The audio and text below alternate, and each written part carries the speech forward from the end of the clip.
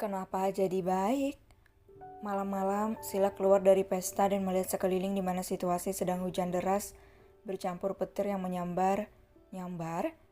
Ah, Peki kaget Sila saat petir menyambar ke pepohonan. Farel menarik tangan Sila dan menutup tubuh Sila dari gemuruh yang mengerikan itu. Kau tidak apa-apa, Maharani? Tanya Farel. Tidak apa, Om. Aku cuma kaget aja.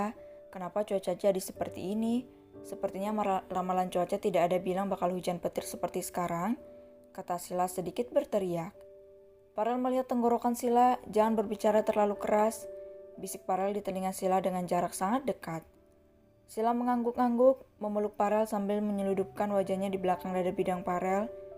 Terus bagaimana caraku bisa pulang, Om? Sila mendongak menatap Farel, kita bisa pulang, di mana manajermu? Farel mendekatkan bibirnya di telinga Sila. Tadi memang dia bilang akan menungguku, tapi aku bilang pulang duluan. Sekarang Kak Pipi tentu sedang di rumahnya, jawab Sila. Kamu mau tunggu di sini sebentar, aku akan ambil mobilku dan mengantarmu pulang, bisik Farel.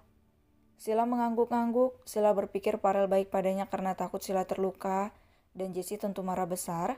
Sila sangat tahu Jessie begitu mengasihinya, seperti putri kandungnya sendiri, bahkan anak kandungnya Jessie saja diabaikan oleh Jessie. Farel melepaskan jasnya lalu menyelimuti tubuh Sila. Tunggu sebentar ya, jangan kemana-mana, pinta Farel. Farel berlari di tengah derasnya hujan. Sila menatap Farel yang sedang hujan-hujanan menuju mobilnya yang jauh di parkiran. Kenapa Om jadi berbeda ya? Batin Sila memeluk dirinya sendiri. Mungkin Om takut aku mengadu sama Tante Jessie. Tebak Sila dalam hati berpikir positif. Sebenarnya Sila bisa saja menginap di hotel ini, tapi ia tidak tahan memakai gaun pesta ini. Sila ingin menggantinya dengan pakaian longgar di rumahnya. Farel tidak memaksa Sila untuk menginap, hanya sekali merasakannya saja. Farel tahu Sila terlihat tidak nyaman dengan pakaiannya sendiri. Mungkin Sila bisa menutupinya dari siapapun, tapi tidak di mata Farel. Farel keluar dari mobilnya dengan payung lalu berlari ke arah Sila. Farel merangkul Sila dan membawanya masuk ke dalam mobilnya. Di dalam mobil, kenapa dingin? Tanya Farel. Sila mengangguk, Farel menangkup pipi Sila dan meraba gaun Sila yang sedikit lembab. Kenapa bisa lembab? Apa kamu main air tadi? Tanya Farel. Bukan Om, tadi anginnya deras dan menerpaku jadi, jelas Sila. Sila melebarkan matanya saat Farel tiba-tiba begitu dekat dengan wajahnya. Seatbeltmu? Sila memejamkan matanya saat bau min ataupun napas segar Farel menyerpa wajah Sila. Farel melihat Sila yang memejamkan mata seperti semakin cantik.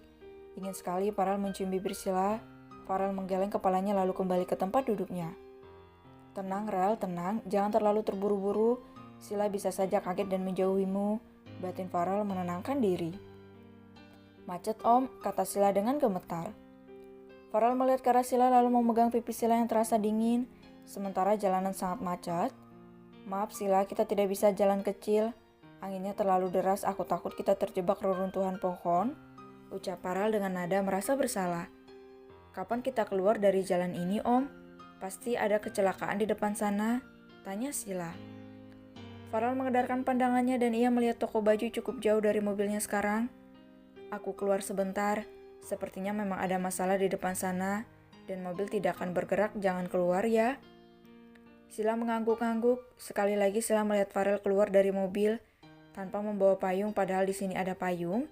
Tentu saja Farel diguyur hujan tapi nampaknya Farel tidak begitu mempedulikannya. Om kenapa semakin baik ya? Apa memang karena takut aku mengadu sama tante? Gumam Sila menggigil. Ganti bajumu Maharani, pinta Farel yang tidak sadar dirinya sedang basah kuyup. Di mana gantinya Om? Tanya Sila celingukan. Ganti di sini, jawab Farel hingga Sila menoleh ke arah Farel. Farel mengambil dasi yang ada di belakang mobilnya lalu mengikat matanya sendiri supaya tidak melihat kegiatan Sila. Gantilah, aku tidak melihatmu. Sila pun melepaskan satu persatu jaketnya.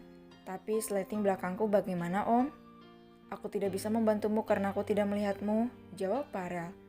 Tapi aku tidak bisa melepaskannya, sini tangan Om. Sila memegang tangan Farel yang dingin membuatnya kaget.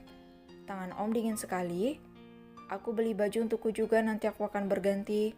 Cepat kamu ganti saja dulu. Sila menarik telapak tangan Farel dan meletaknya di punggung. Farel menurunkan resleting gaun Sila. Ia tidak bisa melihat tapi mengapa jakunnya bisa naik turun. Udah, jawab Farel segera menjauhkan tangannya. Cukup lama Sila berganti pakaian, ia juga menghabiskan tisu yang ada di mobil Farel untuk mengelap bangkunya yang basah. Giliran Om yang ganti baju, kata Sila melepaskan dasi yang menutupi mata Farel dan kini Sila mengikatnya sendiri menutupi mata Sila. Farel juga cepat berganti pakaian karena ia memang merasa dingin. Farel mengambil tisu baru di belakang mobilnya dan mengelap bangkunya yang juga basah. Terima kasih Om, ucap Sila tersenyum tulus. Farel melihat ke arah Sila lalu tangannya terangkat menekan kepala Sila dan mengusapnya lembut. Kita masih terjebak macet, kata Farel. Sila mengangguk, tapi aku tidak sedingin tadi lagi. Farel tersenyum mengelus pipi Sila. Om, kenapa jadi baik? Apa Om takut aku mengadu sama Tante Jessie? Tanya Sila dengan mata mengerjap. Farel diam dan mengangguk saja karena ia tidak mungkin menyatakan perasaannya pada Sila di situasi yang tidak mengenakan ini. Dalam waktu 1 jam mobil Farel hanya berjalan sedikit dan sedikit saja. Sila yang sudah mengantuk tertidur di samping Farel. Sementara Farel fokus dengan jalanan saat mobil-mobil di depan sudah bisa jalan. Farel melihat Sila lalu mengulas senyum tipisnya. Ia tidak membangunkan Sila karena ia tahu Sila pasti sangat kelelahan. Di depan rumah Sila, Farel melepas seatbeltnya dan menatap wajah Sila yang tertidur. Cukup lama Farel menatap Sila, ia mulai terasa gerah karena matanya tertuju pada bibir Sila. Aku harus membawanya pergi, tapi bagaimana? Di sini masih hujan, gumam Farel. Farel mengklakson rumah Sila hingga Sila menggeliat dan Farel tidak lagi mengklakson rumah Sila karena tidak mau mengganggu tidur Sila. Mang Ujang keluar dengan payung membuka pagar rumah Sila. Farel pun membawa masuk mobilnya ke pekarangan rumah Sila. Farel kini merebahkan tubuh Sila di ranjangnya lalu menyelimuti Sila. Terima kasih Tuan, ucap Suryo. Sama-sama Om. Farel pamit pulang, kata Farel sambil memberikan tas berisi baju Sila yang basah dibawakan oleh Mang Ujang tadi. Sepertinya Tuan Muda Fox Group benar-benar tulus mencintai Neng Sila, Pak, kata Ujang. Siapapun tahu saat melihat caranya memandang anakku, tapi anakku tidak mencintainya, balas Suryo. Saya yakin Neng Sila pasti akan mencintai Tuan Muda juga, Pak. Hanya butuh waktu saja, jawab Ujang. Semoga saja, jawab Suryo lalu berbalik pergi. Ujang tersentak, kini ia mengerti ternyata Suryo tidak melarang Sila untuk jatuh cinta pada Farel.